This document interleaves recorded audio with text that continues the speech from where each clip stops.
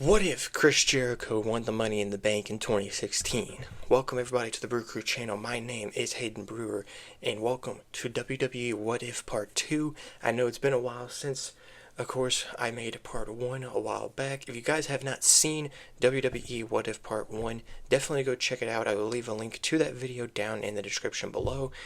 And also go check out the playlist as well on the channel as well. If you guys do not know, of course, what this series is about, mostly, of course, this series is mostly me rebooking WWE from 2015, mostly to 2020, mostly due to Seth Rollins' injury in 2015, so definitely a lot of stuff changed, and of course, a lot of stuff has changed, a lot of stuff with pay-per-views, matches, and storylines. So, of course, that will, of course, what we will be continuing in this video in Part 2. In Part 2, we'll be looking at Payback 2016 to SummerSlam 2016. Now, with all of that out of the way, make sure you guys like the video and subscribe if you are new, and hit that notification bell so you guys can be updated for future videos, of course, with this series, and also other future videos on the channel. Now, with that out of the way, let's get into the video.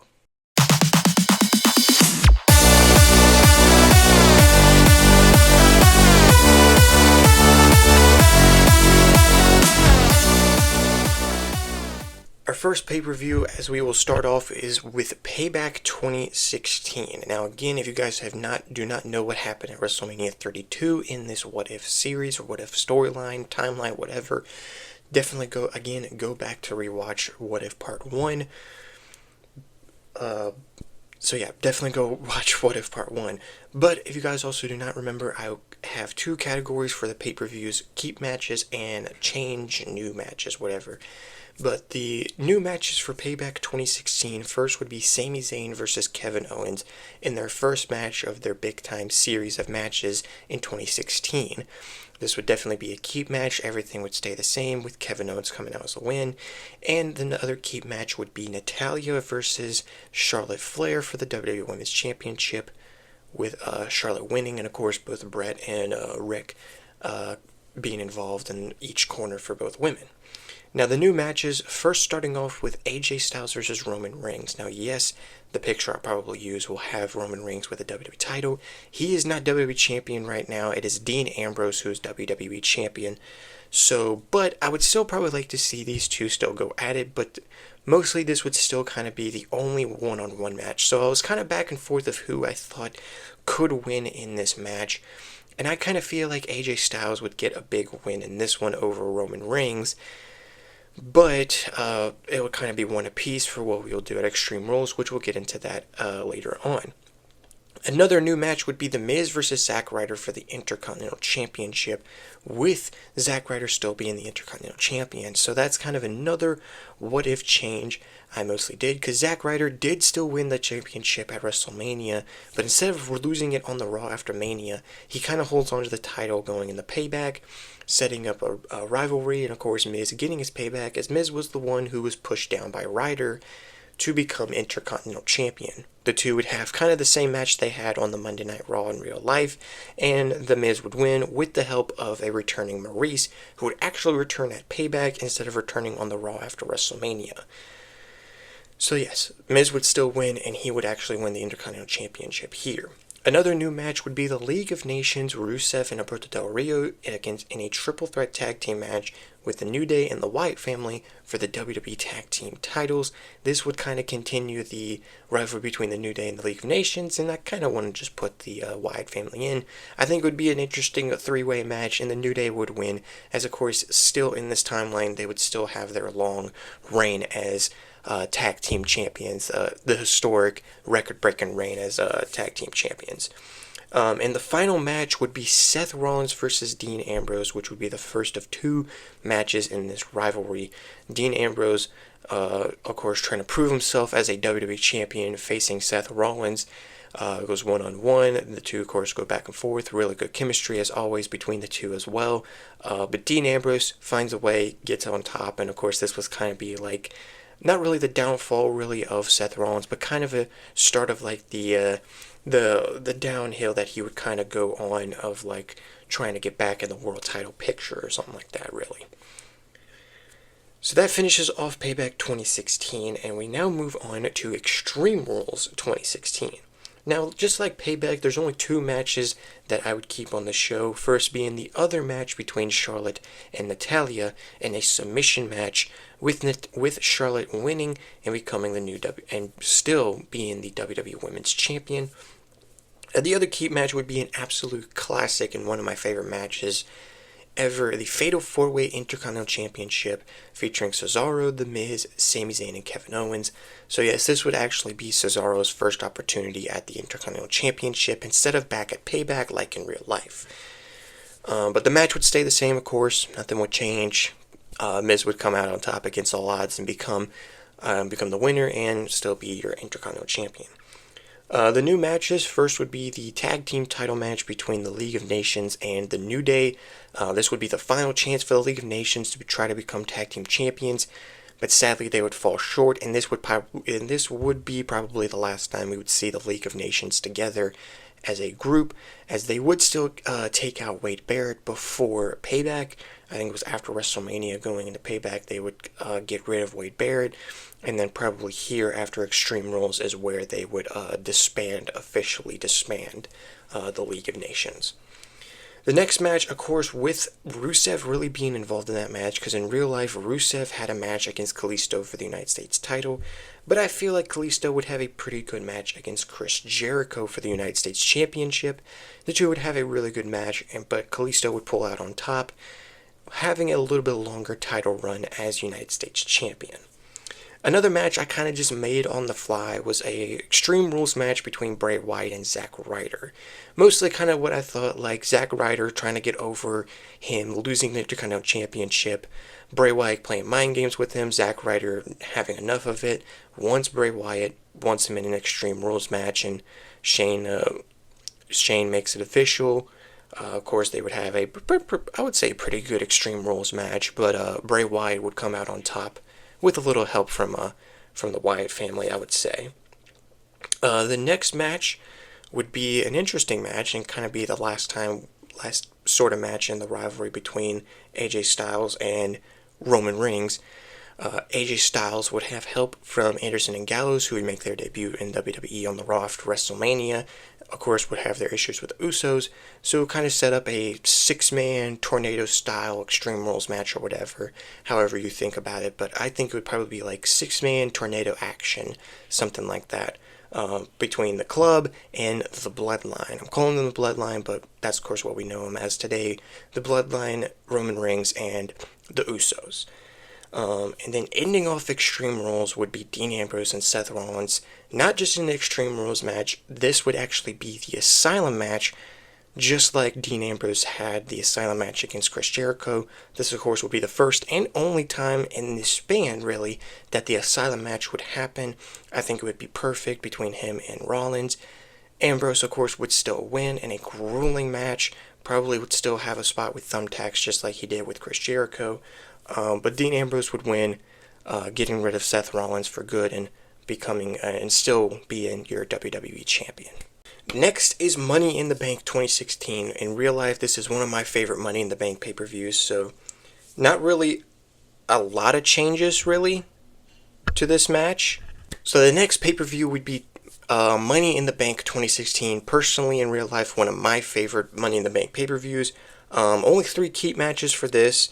The Fatal 4-Way Tag Team Championship match with the New Day defending against Anderson and Gallows, Enzo and Cass, and the Vaughn Villains, Aiden English and Simon Gotch. The women's tag team match with Charlotte and Dana Brooke versus Natalya and Becky. New Day would retain their tag titles, and I believe Dana and Charlotte would win this tag team match. And of course, most importantly, the key match would be the first match of this dream rivalry. Cena versus Styles would definitely be the key match. Everything would stay the same with this rivalry, so definitely looking forward, definitely would keep this rivalry. So mostly the keep match are change matches. First, the Rusev versus Kalisto match would actually be moved from Extreme Rules to Money in the Bank, with of course Rusev still being a part of the League of Nations and was part of that tag match. So this is actually where Rusev would become United States Champion for the second time in his career, defeating Kalisto. Another match, the Money in the Bank ladder match, mostly would stay the same with Kevin Owens, Sami Zayn, Cesaro, Chris Jericho, and Alberto Del Rio, but replacing Dean Ambrose would be Seth Rollins, but Seth Rollins would not win like Dean Ambrose did in real life, which brings us, of course, to the title of the video and the big what if. What if Chris Jericho won the Money in the Bank ladder match in 2016?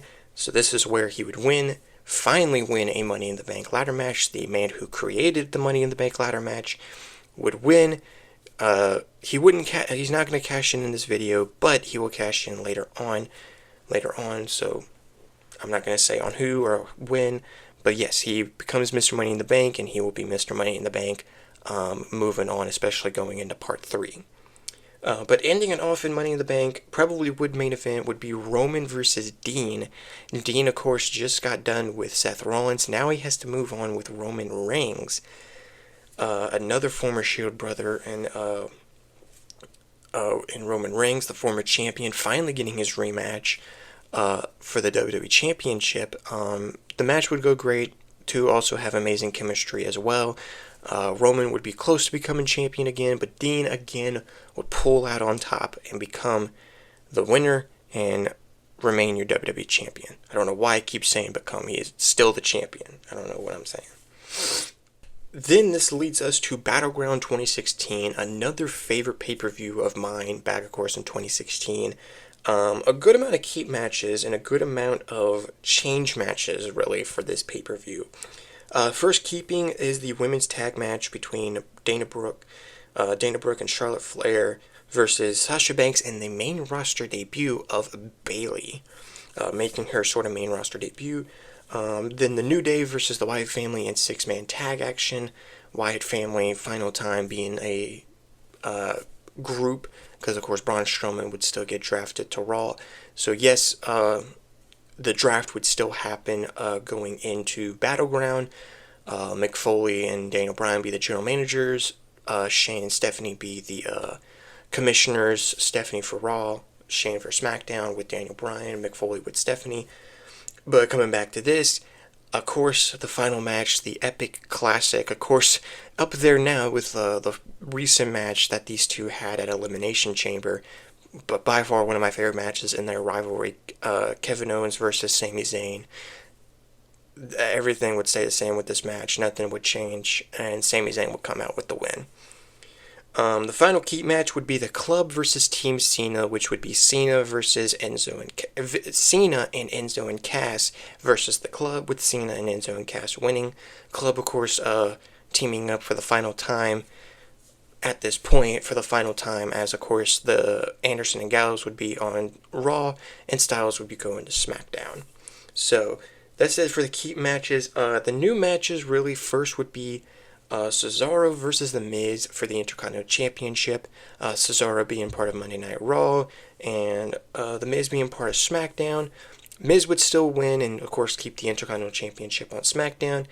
Then would actually lead to a rematch between Rusev and Kalisto for the United States title. And it would be pretty interesting because Rusev would be on Monday Night Raw with Lana, and Kalisto would be on SmackDown.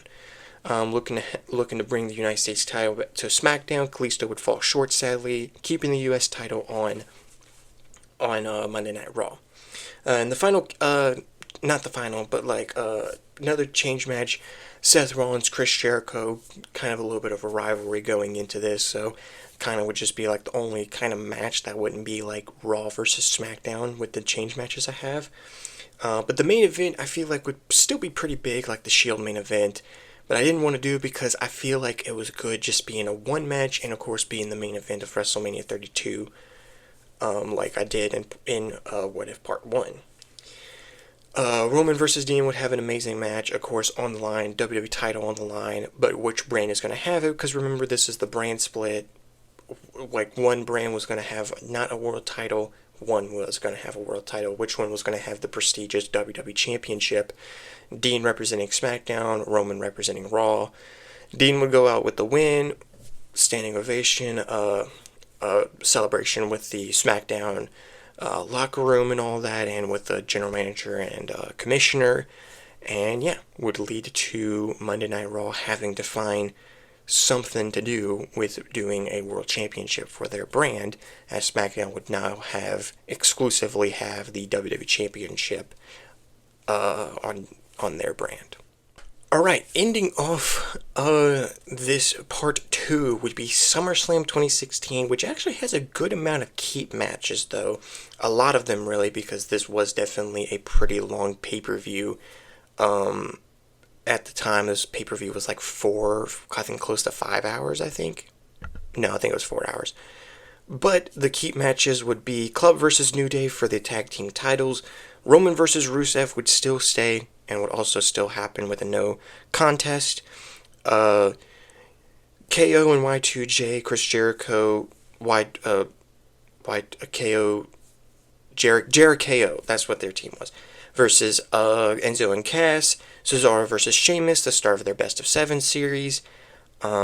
Styles versus Cena in an epic classic with Styles winning. And of course, yes, the Universal Championship match between Finn Balor and Seth Rollins. Finn Balor would win, but would not get injured. Just a little bit of a teaser of what the next What If would kind of be focused on, or the title of the next What If. Randy versus Brock would still be sort of the main event, really. But instead of ending in a no contest, I think it would still end in a pinfall, but Brock would probably still beat up on Randy like he did in real life. But I don't know, whatever it is. So that only leads us to a couple of change matches. First, of course, would be Charlotte and Sasha. Now, this is a keep match, but I kind of changed it up for Charlotte to actually lose at SummerSlam instead of, and having her first pay-per-view loss, because at this point, she was on her undefeated streak. Never lost at a pay-per-view. So I feel like this would have been a perfect pay-per-view. Her going in as champion instead of going in as the challenger. Sasha would win here, have a little bit of a good reign as champion, and of course have her back and forth rivalry with Charlotte in 2016. So that would kind of be the only change. Another change is the Intercontinental title match. It was originally Miz versus Apollo Crews, but I would actually change and put in Dolph Ziggler and make it a triple threat match for the Intercontinental Championship. Now, that definitely is a question for the WWE title, because originally in real life it was Dolph versus Dean. I feel like Dolph versus Dean wasn't really the best match or the best advertised match for the WWE Championship. So I was trying to think of who could Dean Ambrose face at SummerSlam. Only person that was popping into my head was Bray Wyatt. So Bray versus Dean, I think, would have been a way better match, in my opinion, than Dean versus Dolph for the WWE Championship. Dean would still retain the WWE Championship, and of course will still go into part 3 as your WWE Champion. Alright, ladies and gentlemen, now with part 2 done, I'm definitely excited about part 2 and part 3 and all that. But anyway, I hope you guys enjoyed, ignore what I said before. I hope you guys enjoyed part 2 of WWE What If. Again, very excited for this series.